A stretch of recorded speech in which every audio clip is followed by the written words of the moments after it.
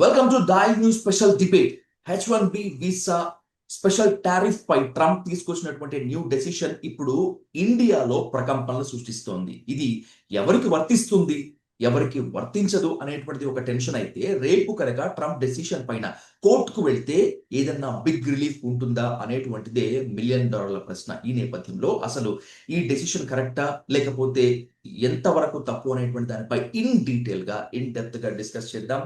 Let's invite Kalavala Vishweshwar Reddy garu, founder and chairman of Telangana global association from Washington DC.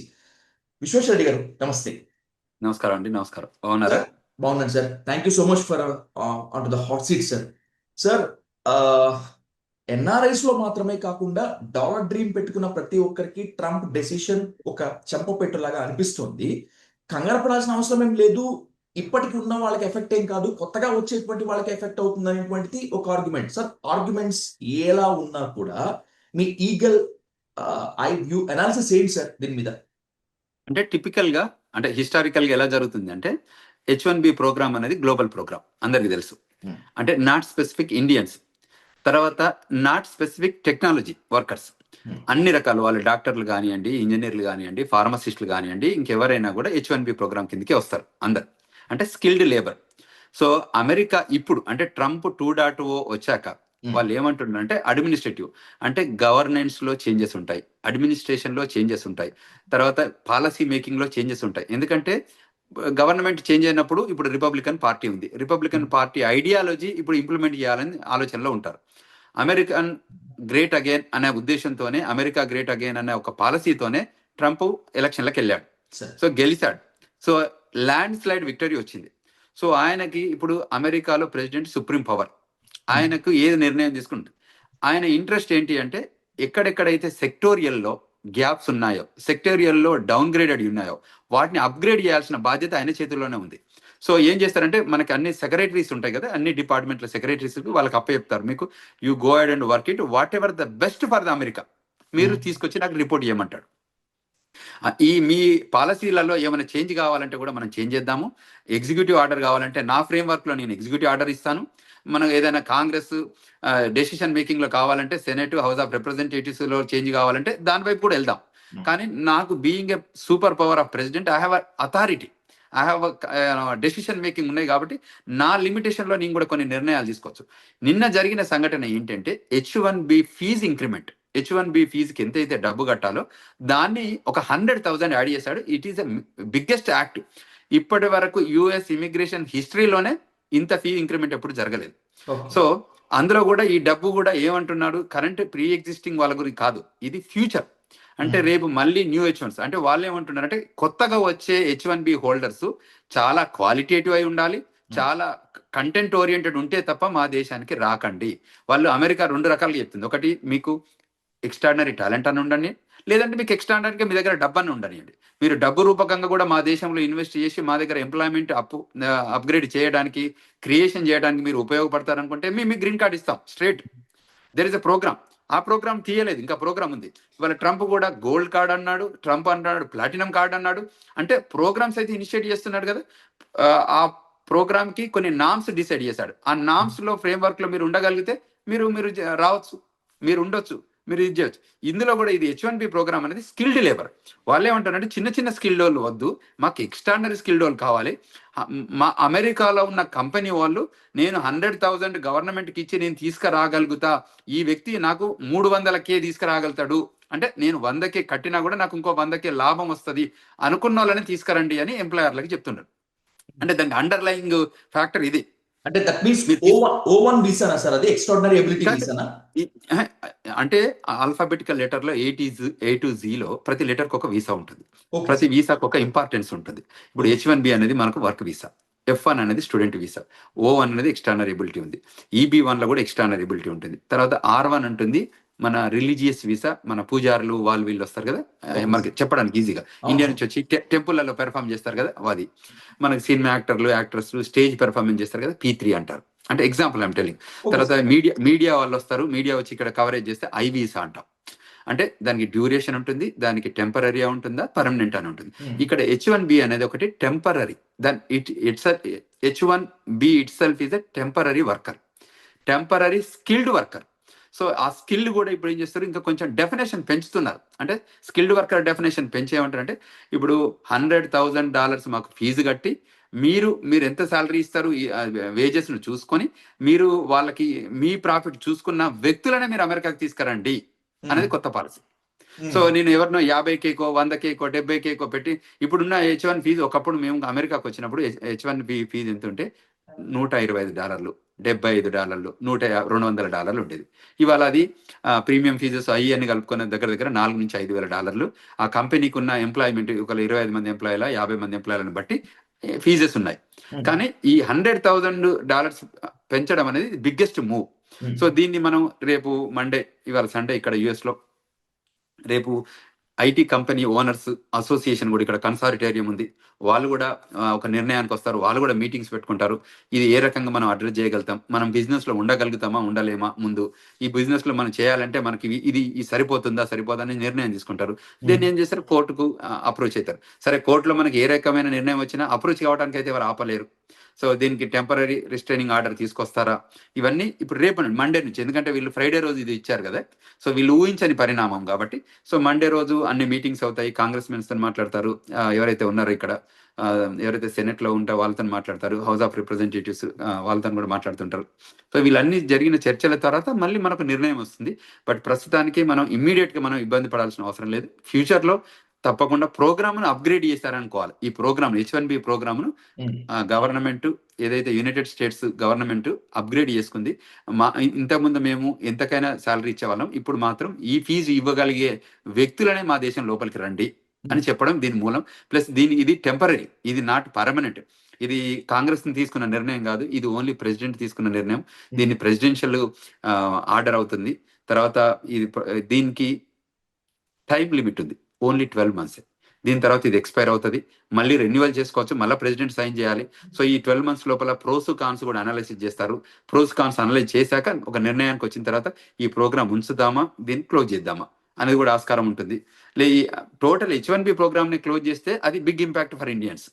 But ఈ fee increment అనేది not an big impact, it is an impact, but not totally. అసలు మొత్తం మంది మేము రానియము, American there is no H1B programme అన్నారు అనుకోండి, yes we need to agreed, అది మన వాళ్ళకి ఎంప్లాయ్మెంట్ క్రియేట్ కాదనుకోవచ్చు. H1B ప్రోగ్రామ్ ను వాళ్ళు ఏం టచ్ చేయట్లేదు, ఓన్లీ మేము $100,000 ఇచ్చే వాళ్ళని మేము లోపలికి రానిస్తాము అనేది చెప్పడం. Sir, great to hear that sir. Me statement ప్రకారం కొంచెం రిలీఫ్ ఉన్నట్టుగా కనిపిస్తుంది. బట్ కొంచెం ఎక్స్ప్లెయిన్డ్ గా ఒక క్వశ్చన్ మీ ముందుకు పెడతాను సార్, బికాస్ కొంచెం ఎక్స్ప్లెయిన్డ్ గా ఆన్సర్ కావాలి. ఈ న్యూ టారిఫ్ వల్ల ఇప్పటికే వీసా హోల్డర్స్ కి ఎలాంటి ప్రాబ్లం ఉండదు, కానీ వీసా రెన్యువల్ చేసేటప్పుడు మాత్రము కాస్త ప్రాబ్లం ఉంటుంది, కానీ కొత్తగా రావాలన్నటువంటి వాళ్ళకి మాత్రం చాలా బిగ్గెస్ట్ ప్రాబ్లం అంటున్నారు. నిజమేనా సార్? కరెక్ట్. కరెక్ట్. ఏమైతుందంటే, ఇప్పుడు ఆల్రెడీ కంట్రీలో ఉన్న వాళ్ళు కంట్రీ బయటకు వెళ్ళకపోతే వాళ్ళు వీసాలకు వెళ్ళాల్సిన అవసరం లేదు. H1 ఎక్స్టెన్షన్ ఇక్కడే చేసుకోవచ్చు, వాళ్ళన్ని ఇక్కడే జరిపించుకోవచ్చు.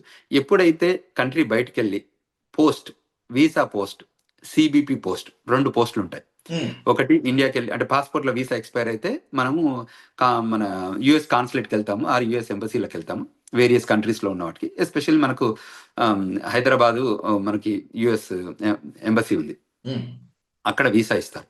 తర్వాత మళ్ళీ కంట్రీ లోపలికి ఎంటర్ అయ్యేటప్పుడు మన ఎయిర్పోర్ట్ లో CBP ఆఫీసర్స్ ఉంటారు, వాళ్ళు రివ్యూ చేస్తారు, ఈయన ఏ పర్పస్ మీద వీసా ఇచ్చారు, ఎందుకు వస్తున్నారు, ఆయన డ్యూరేషన్ ఏంటి అనే దాని మీద ఇస్తారు. This country on the visa is temporary, అది మనం తెలుసుకోవాలి. Visa non immigrant visa, these are non immigrant, it's not immigrant visa, non immigrant visa, clear గా. సో H1B ఈజ్ a temporary skilled worker. So ఈ ఫ్రేమ్ వర్క్ లోనే మనం ఉంటాం. మనం చేసుకున్న దాన్ని బట్టి వాళ్ళు మనం యాక్సెప్ట్ చేస్తారు. ఈ 2 డిపార్ట్మెంట్ల కంటే ఇండియాలో ఉన్న కాన్సులేటు, అమెరికాలో ఉన్న CBP, వాళ్ళకి ఎవ్రీ రైట్ ఉంది. అక్కడ వీసా ఇస్తే కూడా ఇక్కడ డినే చేయడానికి ఆస్కారం ఉంది. అంటే ఇండియాలో వీసా వచ్చినా అమెరికాలో పోర్ట్ ఆఫ్ ఎంట్రీలో వాళ్ళు వీసాని క్యాన్సిల్ చేయొచ్చు, ఒకవేళ అది ఫ్రాడ్యులెంట్ పేపర్ వర్క్ సబ్మిట్ చేసిన, ఫ్రాడ్యులెంట్ మనం ఫర్నిష్ చేసిన, ఫ్రాడ్యులెంట్స్ ఇన్ఫర్మేషన్ మనం షేర్ చేసిన, దాని బేస్డ్ మీద మన సోషల్ మీడియాలో కూడా ఈ మధ్య కొత్తగా మీరు DS-160 ఫామ్ లో సోషల్ మీడియా ఇన్ఫర్మేషన్ షేర్ చేయమని చెప్పారు. సో అందులో కూడా చెప్పడం ఏంటంటే, అందులో కూడా వాళ్ళు ఏదైనా వయలేషన్ కరెక్ట్ కనుగొంటే అందులో కూడా వాళ్ళు వెనక పంపించే ఆస్కారం ఉంది. సో అంచేత ఇప్పుడున్న పరిస్థితులలో మనం ఈ కంట్రీకి లాయాలిటీ ఉండి కంట్రీకి ఉన్న దానిలో మన రూల్స్ లో law of the land follow అవ్వగలిగితే మనల్ని ఎవ్వరు ఆపలేరు, వాళ్ళు వెల్కమ్ చెప్తారు. మన దగ్గర టాలెంట్ ఉంటే మనల్ని ఎవ్వరు ఆపలేరు. వరల్డ్‌లో ఏ నుక్ అండ్ కార్నర్ ఈ టాలెంట్ ఉన్నా అమెరికా స్కౌట్ చేసి ఇట్లా గ్యాలం వేసి తీసుకొని వస్తుంది. ఎందుకంటే అమెరికా నీడ్ టాలెంట్. ఎగ్జాక్ట్లీ. ఇవాళ ఇవాళ ఇవాళ గూగుల్ వచ్చినా, ఫేస్బుక్ వచ్చినా, ఇవాళ మైక్రోసాఫ్ట్ వచ్చినా, ఇవాళ ఏది ఇన్వెన్షన్ జరిగినా, ఇవాళ ఏది కొత్తగా ఇక్కడ కనుగొన్నా అది అమెరికా ల్యాండ్లోనే కనుక్కుంటున్నారు, అమెరికా వరల్డ్లోనే చేస్తున్నారు. సో ఇందువల్ల అందులో కనుక్కునే వాళ్ళు ఇండియన్స్ కావచ్చు, ఇది ఏంటి ఫిలిప్పైన్స్ వాళ్ళు కావచ్చు, లేకపోతే చైనీస్ వాళ్ళు కావచ్చు, ఇంకా ఏ కంట్రీ అయినా పర్వాలేదు. బట్ ఏ కంట్రీతో సంబంధం లేకుండా కనుగొన్నారంటే వాళ్ళు తప్పకుండా they get credit. Okay sir, ఇప్పుడు ఆల్టర్నేటివ్స్ ఉన్నాయి అనేటువంటిది ఒక స్టేట్మెంట్. ఒకవేళ రేపు కోర్టుకు వెళ్ళినా మనం ఆశించినంతగా డెసిషన్ రాకపోతే, ప్రెసిడెంట్ మనసు మార్చుకోకపోతే, ఇదే H1B వీసా పైన ఈ టారిఫ్ గనక కొనసాగితే ఆల్టర్నేటివ్స్ ఇందాక మనం మాట్లాడుకున్నట్టు ఎక్స్ట్రాడినరీ అబిలిటీ కింద O1 అండ్ బై సేమ్ కంపెనీలో ట్రాన్స్ఫర్స్ అయ్యేటువంటి L1 వీసాస్ ఏమన్నా హెల్ప్ఫుల్ అవుతాయి సార్? అవుతాయి, చూజ్ చేస్తారు. అందువల్లనే ఈ క్లారిటీ వస్తే ఈ నెక్స్ట్ వీక్లో అంతా ఒక క్లారిటీ వస్తుంది. ఆ వీక్ తర్వాత మనకు తెలుస్తుంది, అంటే యాజ్ ద టైం ప్రోగ్రెస్ తెలుస్తుంది. ఆల్టర్నేటివ్స్ ఇప్పుడు మనకు ఇమిగ్రేషన్ లా ఫర్మ్ ఉంది, మేము ఇక్కడ నాన్ ప్రాఫిట్ ఆర్గనైజేషన్స్ ఉన్నాము, మేమంతా కూడా స్కౌట్ చేస్తుంటాం. అంటే ఏంటి, ఎట్లయితే బాగుంటుంది, ఏ రకంగా మన వాళ్ళకి సొల్యూషన్ ప్రొవైడర్లు. బేసికల్గా మన లా ఆఫీస్ నుంచి కూడా మేము సొల్యూషన్స్ ఇస్తాం. అంటే మనకి రీచ్ అవుట్ అయిన వాళ్ళకి సెమినార్లు, సింపోజిజమ్స్ అవి కూడా ఆర్గనైజ్ చేస్తాము, వెబినార్స్ ఆర్గనైజ్ చేస్తాము.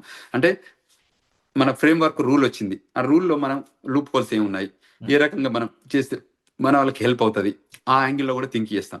సో బెస్ట్ ఇంట్రెస్ట్లోనే మన కంట్రీ, ఇండియన్ కంట్రీ బెస్ట్ ఇంట్రెస్ట్లోనే పని జరుగుతుంది. సో అదే యాంగిల్లో ముందుకు వెళ్తాం. తర్వాత ఏమేమి అంటే ముందు first let them finalize their policy, will fix the policy. పాలసీలో ఏం లూప్ హోల్స్ ఉన్నాయి, దాన్ని ఎట్లా మనం అడ్రస్ చేయొచ్చు, దానికి ఆల్టర్నేటివ్ ఎలా ఉంది, ఈ ప్రాబ్లం ఇది ఉంటే దీనికి ఆల్టర్నేటివ్ సొల్యూషన్ ఏంటి, L1 ఇంట్రా కంపెనీ ట్రాన్స్ఫర్ ద్వారా వచ్చి పని చేసుకోవచ్చు ఇక్కడ. సో ఆపర్చునిటీస్ దానిలో ఉంటాయి. తర్వాత ఈ H4 EAD రూపకంగా వచ్చిన వాళ్ళు కూడా వర్క్ చేయొచ్చు, వాళ్ళకి EAD ప్రోగ్రామ్తో వస్తుండే వాళ్ళు. తర్వాత ఈ ఎక్స్ట్రాడినరీ ఎక్కడైనా ఎబిలిటీతో వచ్చిన వాళ్ళు ఇక్కడ వచ్చి పని చేసుకోవచ్చు. తర్వాత వేరియస్లో వర్క్ పర్మిట్స్ ఉంటాయి, వాటిలో కూడా ఏవి అవకాశాలు ఉన్నదాన్ని బట్టి, అంటే మీకున్న స్కిల్, మీకున్న నాలెడ్జ్, మీకున్న ఎక్స్పీరియన్స్ని బట్టి కొత్త కొత్త మేము అప్పుడు చెప్పొచ్చు. అంటే కేస్ బై కేసు వ్యారీ అవుతుంది. మనం ఒక బ్లాంకెట్ కాపీ లాగా మనం ఇది అందరికీ వర్తిస్తుందని చెప్పలేము, ఎందుకంటే వాళ్ళ నామ్స్ ఎన్నున్నాయో తెలియదు కాబట్టి. మనకు తప్పకుండా we will share whatever it is. ప్రస్తుతానికైతే మనం ఇప్పుడే వర్రీ కావాల్సిన అవసరం లేదు. యాజ్ ద టైం ప్రోగ్రెస్ అయిన కొద్దీ మేము ఏదైనా ప్రాబ్లమ్స్ వచ్చినప్పుడు మళ్ళీ మనం సొల్యూషన్స్ ఇద్దాం. సార్ 2 ప్రశ్నలతో ముగిస్తాను sir. First one, the most important question, ఇది చాలా కాంట్రవర్షియల్ క్వశ్చన్ కూడా. మన ఇండియా నుంచి అమెరికాకు వెళ్ళి అమెరికన్ కల్చర్ని గౌరవించకుండా పొల్యూట్ చేసి వాళ్ళ ఉద్యోగ అవకాశాలని కొల్లగొట్టారు కాబట్టే మేక్ అమెరికా అగైన్ లో భాగంగా ట్రంప్ ఇండియన్స్ కు, ఇండియాకు షాక్ ఇచ్చేందుకే ఈ నిర్ణయం తీసుకున్నారు అనేటువంటిది ఓ బలమైన argument. Do you agree with this? 100% తప్పకుండా మనం మనం చేసే వయలేషన్స్ ను పట్టే వాళ్ళు రూల్స్ ఇస్తారు. నేను చెప్తుంటా అప్పుడప్పుడు, నేను 2001 సెప్టెంబర్ 11 కంటే ముందు ఈ కంట్రీలోకి వచ్చాను. ఈ కంట్రీ ఫ్రీడమ్ నేను ఎంజాయ్ చేశాను, ఈ కంట్రీ యాక్సెసిబిలిటీ నేను ఎంజాయ్ చేశాను. ఆ పర్టికులర్ డేట్ తర్వాత వాళ్ళు డిపార్ట్మెంట్ ఆఫ్ హోమ్లాండ్ సెక్యూరిటీ అనే డిపార్ట్మెంట్ తీసుకొచ్చారు. డిపార్ట్మెంట్ ఆఫ్ హోమ్లాండ్ సెక్యూరిటీ అంతకంటే ముందు లేదు. ఈ అంటే చూడండి, అంటే జరిగిన సంఘటనల ఆధారంగా మా దేశంకి వచ్చి మా ప్రాపర్టీని ఉపయోగించి, మా ఫ్లైట్లను ఉపయోగించుకొని, మా దేశ సార్వభౌమాధికారాన్ని మనం క్వశ్చన్ చేసేటట్టు కార్యక్రమం చేస్తే మేమేం చేయాలి యాజ్ ఎ గవర్నమెంట్ గా? ఫిక్స్ చేసుకోవాలి కదా. మన దేశం పైన ఎవరెట్లా అటాక్ చేసినా కూడా మనం ఒప్పుకోం కదా. మన పార్లమెంట్ మీద అటాక్ అయితే ఏం చేసాము, మన పహల్గామ్ అయితే ఏం చేసాము మనకు తెలుసు కదా. ఆపరేషన్ సింధూర్ అన్నాం, చేసాం. ఇన్ సిమిలర్ లైన్స్ లో అమెరికా కూడా మీరు ఎకనామిక్ క్రైమ్ చేస్తున్నారా, టెర్రరిజం క్రైమ్ చేస్తున్నారా, మీరు ఏ క్రైమ్ చేస్తున్నారా అనే దాన్ని బట్టి మేము పాలసీ చేంజ్ చేసుకోవాలి కదా. ఎగ్జాక్ట్లీ. మేము పాలసీస్ ఇప్పుడు మేమేమంటున్నాం, పాలసీ చేంజ్ చేసుకుంటాం. ఇప్పుడున్న నామ్స్ లో మీరు ఓవర్ రైడ్ చేస్తున్నారు, మీరు లూప్ హోల్స్ ఫైండ్ చేసి ఏదో చేస్తున్నారు, దెన్ మేమేంది రివైవ్ చేసుకుంటాం మళ్ళీ.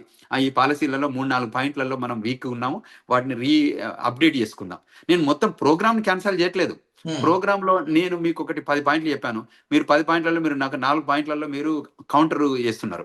నెక్స్ట్ టైం మీరు వర్షన్ 2లో ఏం చేస్తా, ఈ 4 పాయింట్లు ఇంకో కొంచెం స్ట్రాంగ్ చేస్తాను, సో దట్ మీరు ట్రబుల్ లో ఉండేటట్టు. Okay sir, okay. అర్థమైంది కదా. ఇన్ లైన్ దట్టే ఇప్పుడు మనం ఇక్కడ కల్చరల్ గా మనం అమెరికా ఒక కల్చర్ ఉంది, ఒక హిస్టరీ ఉంది. వాళ్ళు మనకి ఇచ్చిన ఫ్రీడమ్. ఇవాళ మనం అమెరికాకు వచ్చి ఇక్కడ మనం టెంపరీ వర్కర్ వచ్చినా కూడా గ్రీన్ కార్డ్ ఇస్తున్నారు, సిటిజన్షిప్ ఇస్తున్నారు, పాలిటిక్స్ లో రమ్మంటున్నారు, పబ్లిక్ Hmm. పాలసీలో ఇన్వాల్వ్ అవుతున్నారు, అన్నిట్లో ఇన్వాల్వ్ చేస్తున్నారు. ఒక్క అమెరికన్ సిటిజన్ Hmm. అంటే బర్త్ సిటిజన్ ఒక ప్రెసిడెంట్ కి ఒకటి తప్ప, అంటే బార్న్ వాళ్ళకే తప్ప మిగతా అన్ని పొజిషన్స్ లో కూడా మన వాళ్ళు ఉండే అవకాశాలు ఇస్తున్నారు మెజారిటీ, Okay. Hmm. మనకి మేజర్. సో ఇటువంటి ఆపర్చునిటీ ఎక్కడ దొరుకుతుంది మనకి? ఒక Exactly. ఇప్పుడు మీరు గల్ఫ్ కంట్రీస్ పోయి చేయగలుగుతారా మీరు? Mhm. చేయలేం కదా. So Yeah. వరల్డ్ లో మనం అన్ని కంట్రీస్ లోకి వెళ్ళి, అంటే డెమోక్రటిక్ కంట్రీస్ లో మనకు ఆ ఫ్రీడమ్ ఇచ్చారు. Biggest democratic country America, biggest democratic country India. So Hmm. మనం మ్యూచువల్ గా షేక్ హ్యాండ్ చేసుకొని కనెక్ట్ అయ్యి వెళ్ళిపోవడం తప్ప, దీన్ని నేను కాన్ఫ్లిక్ట్ చేస్తా, వాళ్ళ కల్చర్ ను నేను డిఫేమ్ చేస్తా, వాళ్ళ దగ్గర నేను ఓవర్ షో ఆఫ్ చేస్తా, వాళ్ళ దగ్గర ఉన్నదానికంటే నేను ఎక్కువ యాక్షన్ చేస్తా అంటే Hmm. ఎవరికైనా మనసు నొచ్చుకుంటది కదా. Exactly. నొచ్చుకున్నప్పుడు వాళ్ళు కూడా మీటింగ్ పెట్టుకుంటారు కదా. Hmm. మీటింగ్ ఇప్పుడు దిస్ డెమోక్రసీ కదా, పెట్టుకొని ఎక్కడ గ్యాప్స్ వస్తున్నాయి, ఎక్కడ వీళ్ళు ఇది చేస్తున్నారు అంటే స్ట్రేట్ గా మీరు వచ్చి నా దగ్గర వచ్చి మీరు స్ట్రేట్ గా ఎర్నింగ్ చేస్తే రెస్పెక్ట్ చేస్తా, మీరు డిసీవ్డ్ ఎర్నింగ్ చేస్తే ఏం చేస్తా, ఫైర్ చేస్తా. Exactly. Exactly. సింపుల్ థింగే కదా. Hmm. ఇప్పుడు మనం ఒక బిజినెస్ పెట్టుకున్నాం, మన దగ్గరకు వచ్చి ఒక ఎంప్లాయీ మనకు స్ట్రేట్ గా పని చేసుకుంటూ గౌరవం పెంచుకుంటూ కంపెనీని ముందుకు తీసుకెళ్తుంటే రెస్పెక్ట్ చేస్తాం. కంపెనీని చీట్ చేసుకుంటూ కంపెనీని మోసం చేసుకుంటూ ఆయన గ్రో అవుతుంటే ఏం చేస్తాం, ఫైర్ చేస్తాం. అంతే అంతే sir. Simple thing. So Hmm. దాన్ని నామ్స్ లో డిఫరెంట్ గా వాడుతున్నారు. వాళ్ళు ఏమంటున్నారంటే H1 ప్రోగ్రామ్ లో చాలా లూప్ హోల్స్ ఉన్నాయి, దాన్ని మేము కరెక్షన్ చేయాలి. మీరు ఆ వీడియో వినింటారు, ప్రెసిడెంట్ పక్కన నిలబడి ఆయన మాట్లాడుతుండు కదా, ఆ Exactly, వీడియో sir. అది గ్లోబల్ వెళ్ళింది, అందరు చూశారు, అందరు విన్నారు. Hmm. అందులో ఎంత ఎంత స్ట్రేట్ గా మాట్లాడుతున్నాడు, ఇది మిస్యూజ్ అయిపోయింది అంటున్నారు. ఇప్పుడు థ్రెట్ అంటున్నారు వాళ్ళు, ఇంకా సెక్యూరిటీ ఇష్యూ ఉంది అని అంటున్నారు. Hmm. అంటే ద టోన్ అండ్ లాంగ్వేజ్ మీరు అది వింటే ఎంత గట్టిగా ఉందో తెలిసిపోతుంది కదా. Exactly, sir. సో దాన్ని మనం పాసిఫై చేయాల్సిన బాధ్యత ఉంది. ఈ పాసిఫై చేయాల్సింది ఎవరు చేయాలి? మన మన ఇండియన్ బ్యాక్గ్రౌండ్ ఉన్న వాళ్ళు, పబ్లిక్ పాలసీలో ఉన్న వాళ్ళు, ఇండియన్ బ్యాక్గ్రౌండ్ నుంచి ఎలక్ట్ అయ్యి ఇవాళ స్టేట్ కౌన్సిల్లో ఉండేవాళ్ళు, స్టేట్ అసెంబ్లీలో ఉన్నవాళ్ళు, ఫెడరల్ కాంగ్రెస్లో ఉండేవాళ్ళు, ఎవరైతే ఉన్నారో వాళ్ళందరూ కూడా మనకి ఒక లాబీయిస్టులుగా మారాలి, లాబీయింగ్ చేయాలి, చేసి మనకున్న స్ట్రెంగ్స్ చెప్పాలి, మనకున్న వీక్నెస్ చెప్పాలి. ఇవాళ క్యాష్ పటేల్ ఉన్నారు, FBI డైరెక్టర్, అందరికి తెలిసి ఇండియన్ డిసెంట్ నుంచి వచ్చిన వాళ్ళు. So Hmm. నేను అనేది సిమిలర్ లైన్స్ లో రేపు మనం గవర్నెన్స్ లోకి పోబోతున్నాం. మనం స్ట్రేట్ గా అన్ని పనులు చేసుకుంటే బాగుంటది. ఈ తిప్పుడు దొంగ తిరుగుడు పనులు చేసుకుంటూ పోతే this kind of firing will happen. Right. So the last and most important question sir, అంటే ఇది క్రిటిసైజింగ్ మోడ్ లో కాదు ఇండియాని. మోదీ ఒక స్టేట్మెంట్ ఇచ్చారు, అంటే ప్రతి ఒక్క దానికి మనం విదేశాల మీద ఆధారపడుతున్నాం కాబట్టి అమెరికా లాంటి దేశాలు మనల్ని ఈ రోజు ఇలా షాక్ ఇస్తున్నాయి అని చెప్పి, అంటే that mean India has to strengthen అనేటువంటిది మోదీ, ప్రైమ్ మినిస్టర్ మోదీ సంకేతం అయి ఉండొచ్చు. Can it be possible sir? అంటే అమెరికాని ఢీ కొట్టగలిగేటువంటి శక్తి ఇండియా దగ్గర ఉందంటారా? అంటే మనం ఆ ప్రాసెస్ లో వెళ్ళడం అనేది ఇంపార్టెంట్. మనం ఎప్పుడైనా అచీవ్ అవుతాం అన్న దానికంటే ప్రయత్నం చేయడం మానవ ధర్మం అని అంటాం కదా. ఇప్పుడు ఈ గోల్ కి రీచ్ అయినా అది వచ్చినా కాకుండా మనం కన్సిస్టెంట్ గా, ఫోకస్డ్ గా, సెల్ఫ్ రిలయన్స్, అంటే మనం ఎవెన్చువల్ గా India as the greatest country, India has the greatest strengths. Hmm. India ఎప్పుడు కూడా వేరే కంట్రీల మీద డిపెండ్ అయ్యి కంట్రీ నిలబడలేదు, మనగలగలేదు. కంట్రీలో విత్ ఇన్ ద సోర్సెస్ మనకున్నాయి. మనదంతా హిస్టారికల్ గా ధర్మంతోని, అంటే చాలా చరిత్ర ఉన్నది, చాలా నిజాయితీతోని ఉన్న దేశం ఇది. సో అందువల్ల దానికి ఎప్పుడు కూడా ఇబ్బంది ఏం రాదు. ఇప్పుడు మనం ఏం చేస్తున్నాం, టెక్నాలజీ అడాప్ట్ చేసుకుంటున్నాం. ఇవాళ గ్రేటెస్ట్ థింగ్స్ ఏంటంటే because of this technology and digital age లో మనం అడాప్టబిలిటీ పెరిగింది. ఇవాళ స్మార్ట్ ఫోన్ అనేది ప్రతి ఒక్కరి దగ్గర ఉంది ఇండియాలో. Hmm. ఒకప్పుడు అసలు స్మార్ట్ ఫోన్ తెలియని వాళ్ళంతా ఇవాళ స్మార్ట్ ఫోన్ ఉంది. దాన్ని ఎంత మంచిగా మనం బాగా ఉపయోగించుకున్నాం చూడండి. ఆత్మ నిర్భర భారత్ అన్న అవును సార్. ప్రతిదీ, అంటే కంట్రీ లోపలనే మనం make in India Hmm. Progress అవుతుంది. సో ఎవెన్చువల్ గా మనం అన్ని మన దగ్గరనే తయారవుతే మనం వేరే దేశాల మీద డిపెండ్ కావాల్సిన అవసరం లేదు. మనకు మేజర్గా ఏంటంటే మనది వ్యవసాయ ఆధారిత కుటుంబాలు ఉంటాయి, మన ఫుడ్ మన దేశంలోనే పడుతుంది. అవును సార్. ఇక్కడ కొన్ని దేశాలలో ఫుడ్ వేరే దేశాల నుంచి తెచ్చుకుంటారు. Hmm. అంటే డే టు డే వాళ్ళు వేరే దేశం మీద డిపెండ్ కావాల్సి వస్తుంది. మన దేశానికి అట్లీస్ట్ భోజనానికి, అంటే ఎంప్లాయ్మెంట్ పక్కకు పెడితే మార్నింగ్ లేస్తే భోజనం చేయాలి కదా. Hmm. భోజనం అయితే మన దగ్గర తయారవుతుంది కదా, అంటే మన అవును. నేల మీద, మన సాయిల్లో మీద మనకు అది ప్రొడక్ట్ బయటకు వస్తుంది. సో అంచేత మనకు అక్కడ 50% మనం ఇది వచ్చాం, మిగతా 50% మనం ఎక్విప్మెంట్, అంటే Hmm. Day to day life లో మనం ఉపయోగిస్తున్న ఐటమ్స్ ఉంటుందండి. Whether it is mechanical, whether it is electronics, whether it is day to day needs, అటువంటి వస్తువులను మనం మన దేశంలో చేసుకుంటాం. లేని వాటిని మనం ఇంపోర్ట్ చేసుకుంటాం. కొద్ది రోజుల్లో మనమే తయారు చేస్తాం. ఆ Hmm. ప్రొడక్ట్లను మనమే తయారు చేసుకున్నప్పుడు అప్పుడు మనకి ఇష్యూ లేదు కదా. ఇప్పుడు అవును. కార్లు ఉన్నాయి మన దగ్గర, ఇప్పుడు మనకు ఫ్లైట్ ఉంది, ఫ్లైట్ మనం తయారు చేయట్లేదు ఇవాళ ఇండియా. ఏదో ఒక రోజు మనం ఫ్లైట్ తయారు చేసుకుంటే మనం ఇక్కడ ఎందుకు ఫ్లైట్లు కొనుక్కుంటాం? Hmm. ఇండియాలో ఫ్లైట్లు తయారవుతాయి. అంటే అంతే సార్. మేజర్ గా, అంటే మిగతా అన్ని ఉంటాయి మన దగ్గర. ఇప్పుడు కంట్రీ బై కంట్రీ కంపేర్ చేసుకుంటే అమెరికా చాలా కంట్రీస్ నుంచి ఇంపోర్ట్ చేస్తాయి, Hmm. చాలా కంట్రీస్ అమెరికాకి ఎక్స్పోర్ట్ చేస్తాయి. చాలా ప్రొడక్ట్స్. ఎందుకంటే ఈ దేశంలో ఆ ప్రొడక్ట్స్ లేవు కాబట్టి. ఈ దేశంలో ఉన్నది ఇన్నోవేషన్ టాలెంట్. ఈ దేశంలో ఉన్నది రీసెర్చ్ టాలెంట్. ఈ దేశంలో ఉన్నది ప్రొడక్ట్ కనుక్కునే టాలెంట్. ఇవాళ ఒక ఫ్లైట్ కనుక్కుంటున్నారు ఈడ, ప్రపంచం మొత్తానికి అమ్ముతున్నారు. అది వాళ్ళు మేక్ చేసే పని. కానీ ఇక్కడ వ్యవసాయం చేసుకుంటే వ్యవసాయ ఆధారిత కుటుంబాల మీద జీవితాలు గడపట్లేదు. ఇక్కడ ఫార్మింగ్ ఉంది, కానీ మనం ఫార్మింగ్ తో ఇక్కడి ప్రొడక్ట్ వేరే దేశాలకి ఏమి అమ్మట్లేదు. ఇప్పుడు మన ఇండియా ప్రొడక్ట్స్ అన్ని ఇక్కడికి వస్తాయి, వేరియస్ ఇక్కడ నుంచి కొన్ని ప్రొడక్ట్స్ అక్కడే పోతాయి. అమ్యునేషన్, ఇప్పుడు ఎక్విప్మెంట్ ఇవంతా ఉంటాయి కదా, మిలిటరీ కానీ ఇవన్నిటి కానీ ఇక్కడ తయారవుతాయి. అవన్నీ అక్కడ ఇండియాలో వాడుకుంటారు. నాట్ ఓన్లీ ఇండియా, వేరియస్ కంట్రీస్లలో వాడుకుంటుంటారు. సో అందువల్ల ఏంటంటే తప్పకుండా మనం అమెరికా గ్రేట్ అగైన్ ఎలా అంటున్నాము, India also great again. India చాలా చారిత్రకంగా కూడా చాలా గొప్పగా ఉంది. చారిత్రకంగా కూడా చాలా మనం డెలివరీ చేసాం, చాలా మనం కనుక్కున్నాం. ఇప్పుడు మనం కనుక్కోలేదని కాదు కదా, మనం చాలా కనుక్కున్నాం. మనం ప్రపంచానికి ఆదర్శంగా ఉన్నాం. సో అందువల్ల ఇప్పుడు కూడా ఇంకా పెరగడానికి ఆస్కారం ఉంది, తప్పకుండా పెరుగుతుంది. మనం కూడా సెల్ఫ్ రిలయన్స్ అవుతాం. మనం కూడా ప్రపంచానికి ఇదివరకు అంటే ఉన్నాము, ఇప్పుడు ఉంటాము, రేపు ఫ్యూచర్ లో కూడా ఉండబోతున్నాం. దిశానిర్దేశనం చేసే స్థాయికి ఎదుగుతుంది. ఒకప్పటి నుంచి లేదు కదా, ఇండియా ఇప్పుడు ఎక్కడో పూర్ కంట్రీ కాదు, డెవలపింగ్ కంట్రీకి వచ్చింది. తర్వాత డెవలప్డ్ కంట్రీ నేషన్ లాగా వెళ్తుంది. సో అటువంటి దానిలో మనం కెరీర్ ఇప్పుడు ఏదైతే path towards to developed nation, India is marching towards to the developed nation.